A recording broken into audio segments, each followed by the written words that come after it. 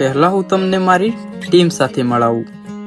આ છે વિષ્ણુભાઈ, જેમના લીધે આ ટ્રીપ બની છે, અને આ છે PRK ભાઈ, જેમનું આ ગામ છે, અને આ છું હું. તમે મને નથી ઓળખતા?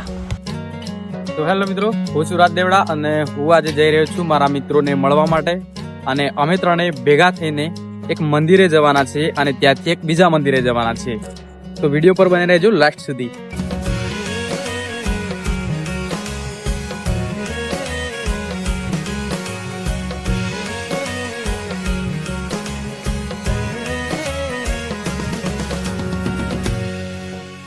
તો આજે હું સવારે નીકળી ગયો સાબરકાંઠાના ખેડબ્રહ્મા તાલુકાથી 17 કિલોમીટર દૂર આવેલા પરોસડા ગામ તરફ.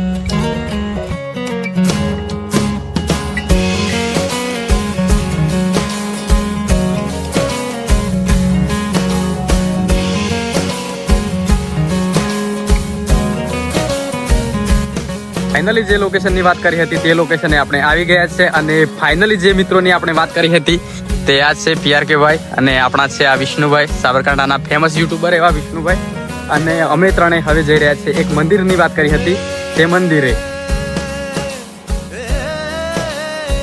મંદિર જતા પહેલા મારા ભાઈબંધો નીલકંઠ મહાદેવના તળાવે ફોટો પાડવા ઉભા રહેલા હતા. પછી હું પણ કુદરતી સૌંદર્યની મોજ માણવા માટે તળાવ પાસે ગયો અને અહીંયા મેં જોયા કમળના સરસ મજાના ફૂલો. ફાઇનલી જે મંદિરની અમે વાત કરી હતી તે મંદિરે અમે પહોંચી ગયા છે અને આ મંદિરનું નામ છે નીલકંઠ મહાદેવ મંદિર.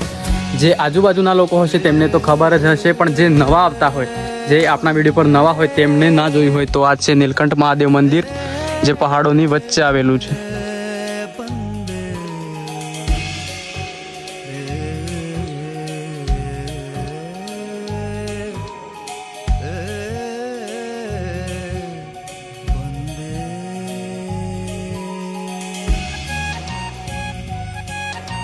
નીલકંઠ મહાદેવે દર્શન થઈ ગયા છે અને હવે જવાના છે બોડી માતાએ, જે બીજા મંદિરની વાત કરી હતી તે છે આ ડુંગરાની ઉપર.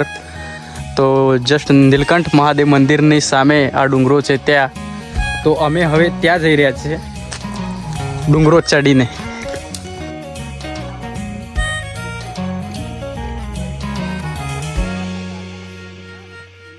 એની સાઈડ છે નીલકંઠ મહાદેવનું મંદિર અને તેના ઉપર છે બોડી માતાનું મંદિર. તો અમે ત્યાં જઈએ છીએ અને આ રીતે નિશાન મારેલા છે પથ્થરો ઉપર અલગ અલગ જગ્યાએ, જેથી તમે મંદિર આ ડાયરેક્શનમાં છે તે જોઈને ઉપર ચડી શકો તે માટે. તો ઉપર ચડવા માંડી ગયા છે અને સાસ તો હાલની જ ફૂલવા લાગી છે.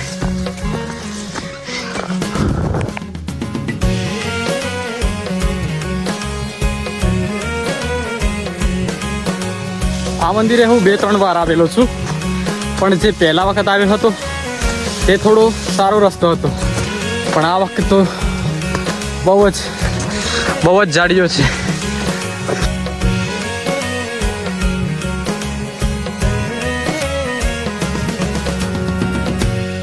ડુંગર પર ચડતા હતા ને બહુ થાક લાગી ગયો છે.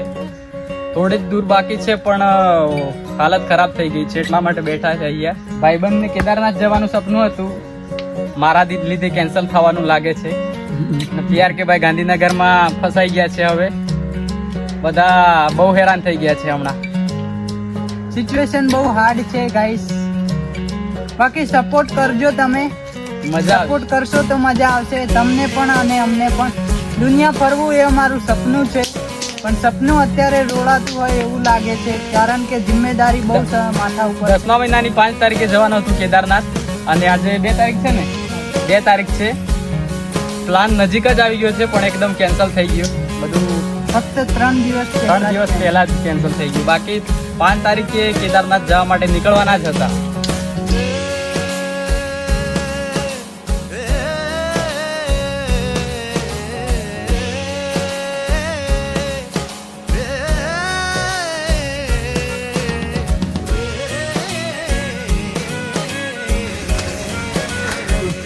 અડધે પહોંચી ગયા છે. ગરમી પણ બહુ લાગે છે અને જોશ પણ બહુ છે કે બોડી માતાએ જવું છે તો જવું જ છે. રસ્તા પણ બહુ ખરાબ થઈ ગયા છે, ઝાડીઓ પણ થઈ ગઈ છે બધી બાજુ.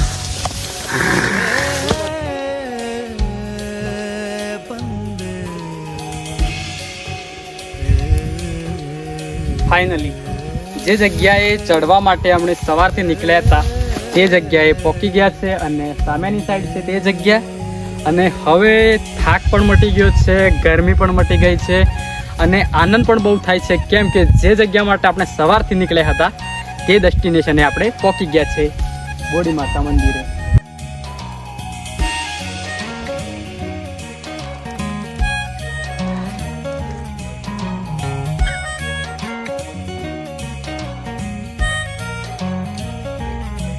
ખાલી લોકેશન જોવો સામેની સાઈડની તમે. તો ફાઇનલી મિત્રો જે મંદિરે આપણે આવવાનું હતું તે મંદિરે આપણે આવી ગયા છે. સામેની સાઈડ છે મંદિર અને ધજાઓ તમને દેખાતી જ હશે. બોડી માતાનું ટેમ્પલ જે આપણા સાબરકાંઠાની નજીક અને વિજયનગર તાલુકામાં આવેલું છે. પરોસવાડા ગામે ખેડબ્રહ્માથી 15 કિલોમીટર અને પોલો ફોરેસ્ટથી 20 કિલોમીટર અંતરે આવેલું છે. તો તમારે પણ આ જગ્યાએ એકવાર જરૂરથી આવવું જોઈએ.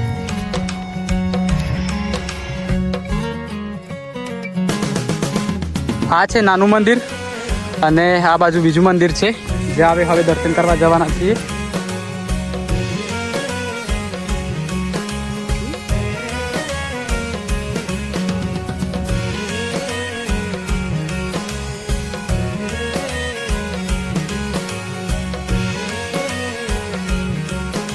ફાઇનલી નીચેથી દર્શન કરીને ઉપર આવી ગયા છે અને હવે આ બાજુ તમે ધ્વજા ચડાવવાનું ઝાડ જોઈ શકો છો અને સામેની સાઈડ પણ.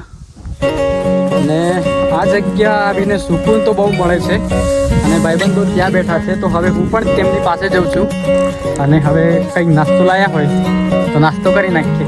ફાઇનલી બધી જગ્યાએ દર્શન કરીને હવે અહીંયા બેઠા છીએ.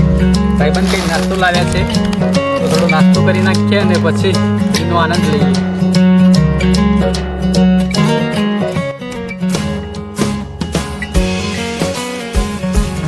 તો લોકેશન જોઈ શકો છો તમે, એક નંબર લોકેશન છે અને વાદળાઓ પણ આજે મોસમ પણ કેવો સરસ થઈ ગયો છે.